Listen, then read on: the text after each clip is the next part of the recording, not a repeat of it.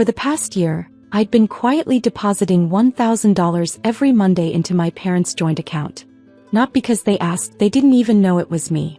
The deposits came from a company called Family Support Services LLC, which they assumed was some kind of government assistance program they'd accidentally qualified for.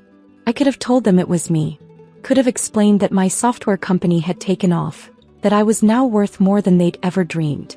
But I remembered too well the years of being the disappointment, the child who chose computer science over joining the family restaurant business. Restaurants are in our blood, Oliver, Dad would say while my younger brother Michael nodded eagerly beside him. 4 generations of success and you want to play with computers? So I kept quiet about my success, about the millions I'd made, about the companies I'd built. Instead, I helped anonymously, watching as those weekly deposits helped ease their financial stress. The family restaurant, struggling post-pandemic, slowly stabilized. They were able to hire more staff, upgrade equipment, even start renovations. I still visited the restaurant every Sunday for family dinner, enduring the usual comments. "Still doing your computer thing, Oliver?" Mom would ask while praising Michael's dedication to expanding the restaurant. "When are you going to get a real job?" Dad would add, not realizing that my computer thing was now worth 8 figures. I took it all in stride, happy to see them less stressed about money, pleased that Michael was getting his chance to shine. But everything changed last Sunday when I overheard them planning the family vacation. "The cruise will be perfect," Mom gushed, showing Michael and his wife the brochure. 2 weeks in the Mediterranean, all expenses paid. Thanks to that blessing from Family Support Services, we can finally take the trip of our dreams. I waited for them to mention my invitation. Waited through the entire dinner as they discussed excursions, cabin arrangements and flight bookings. Finally, I had to ask, "When are we going?" The silence that followed was deafening. Mom suddenly became very interested in her plate. Dad cleared his throat. "Well, son," he began, his tone condescending, "this is really more of a working vacation. We'll be visiting traditional restaurants, getting ideas for the business." "I could still come," I offered, thinking of how I could actually afford to upgrade all their cabins to suites. "I have vacation time saved up." Michael shifted uncomfortably, but Dad's face hardened. "Oliver, let's be honest. You chose not to be part of the family business. This trip is for people who are committed to our legacy. We don't want you there. You'll just be bored with all the restaurant talk. We don't want you there."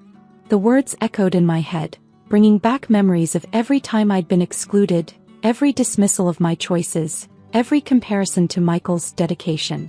Mom must have seen something in my face because she tried to smooth things over. "Maybe next time, dear. When we do a regular vacation." I stood up slowly, my decision already made. "Next time," I repeated softly. "Right." That night I made some calls. First to my lawyer, then to my accountant. By morning, everything was in place. 24 hours later, my parents would learn exactly who had been keeping their dream alive for the past year. But by then it would be too late to take back those words. "We don't want you there." Sometimes the hardest lessons come from the people we try hardest to help. Monday morning arrived, and for the first time in a year, there was no $1,000 deposit in my parents' account. Instead, they received an official letter from Family Support Services LLC. I sat in my home office, watching the security cameras I'd installed at the restaurant as my father opened the mail. His face went from confused to pale as he read the letter explaining that their assistance program had been terminated, effective immediately. But that wasn't all. The letter also included a detailed accounting of every deposit made over the past year, $52,000 in total. And at the bottom, a simple revelation.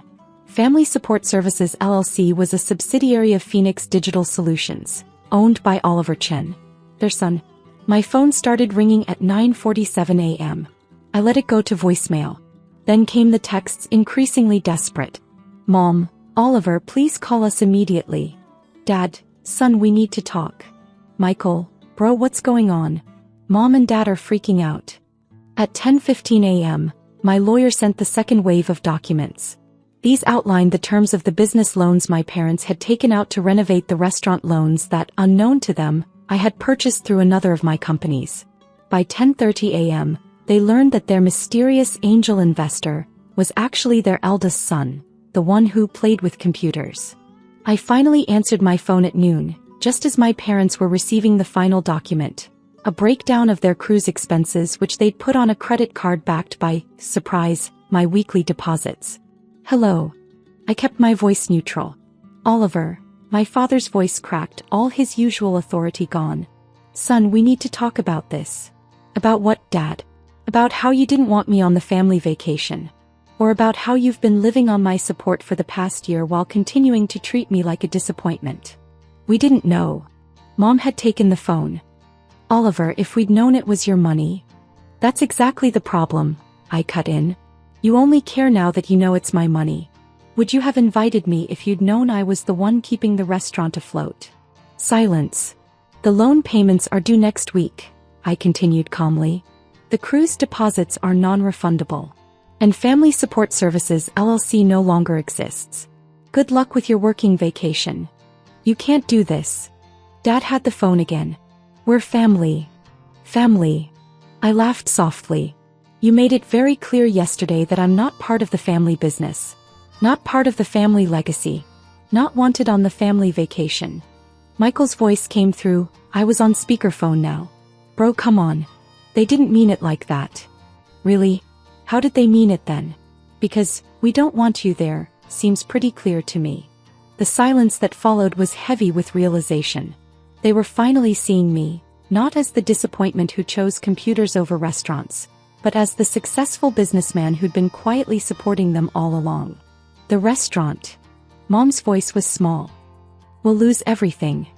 Maybe, I agreed. Or maybe you'll finally learn to see value in paths different from your own. You have 24 hours to decide. I hung up, turned off my phone and poured myself a drink. Sometimes the hardest part of teaching someone a lesson is watching them learn it. The next 24 hours were a masterclass in how quickly pride can crumble when reality hits. My security cameras showed my parents sitting in the darkened restaurant long after closing, heads bent over paperwork. Michael paced, making frantic calls to banks that wouldn't help. Mom cried. Dad aged 10 years in one night. I watched it all from my home office, remembering every dismissive comment, every missed achievement, every time they'd chosen to celebrate Michael's conventional path while dismissing my computer thing. At exactly 11:59 a.m. the next day my father called. Oliver. His voice was different, humbled perhaps for the first time in his life. We need to talk. Not over the phone. Can you come to the restaurant? I agreed, but on my terms. I'll be there at 2 p.m. Have everyone present. Walking into Golden Dragon felt different this time. The restaurant where I'd grown up, where I'd washed dishes and waited tables through high school, where I'd been told I was throwing away my heritage by choosing technology over tradition. It seemed smaller now. They were all seated at our usual family table. Dad looking exhausted. Mom, her eyes red from crying. Michael and his wife both unusually quiet. The lunch service had been cancelled. The closed sign hung in the window. I sat down, placing my laptop on the table. Nobody spoke. Finally, Dad broke the silence. Son, we were wrong. About what specifically? I kept my voice neutral. About not wanting me on the vacation? About dismissing my career choices? Or about taking money from a government program without questioning it? Mom flinched. All of it, she whispered. We were so focused on tradition, on what we thought success should look like, that you missed actual success sitting right in front of you, I finished. Do you know what Phoenix Digital Solutions is worth now, Dad? The company you mocked as my computer thing? He shook his head. I opened my laptop, turned it around. On the screen was my company's latest valuation. $86 million. Michael let out a low whistle. His wife grabbed his arm, eyes wide. I bought this building last year, I continued calmly. I own the entire block now. I've been your landlord for months, keeping the rent artificially low.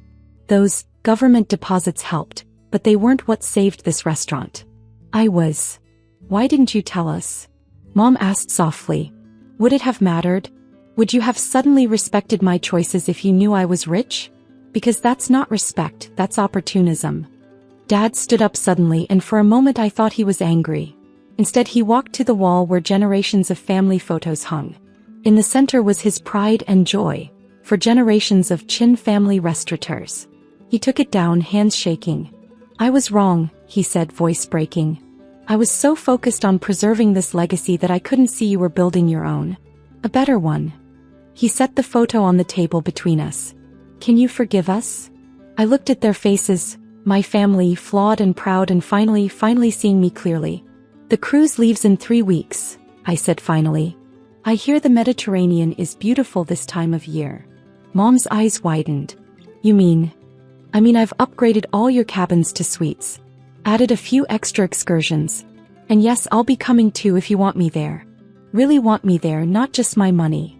The tears came then, real ones, not manipulative ones. Even Michael was wiping his eyes. But things will be different now, I continued. No more dismissing choices just because they're different. No more measuring success by a single yardstick. And no more pretending that tradition can't evolve. Dad nodded, reaching for the family photo. But I stopped him. Leave it, I said. It's time to take a new one. One that shows all paths to success, not just the expected ones.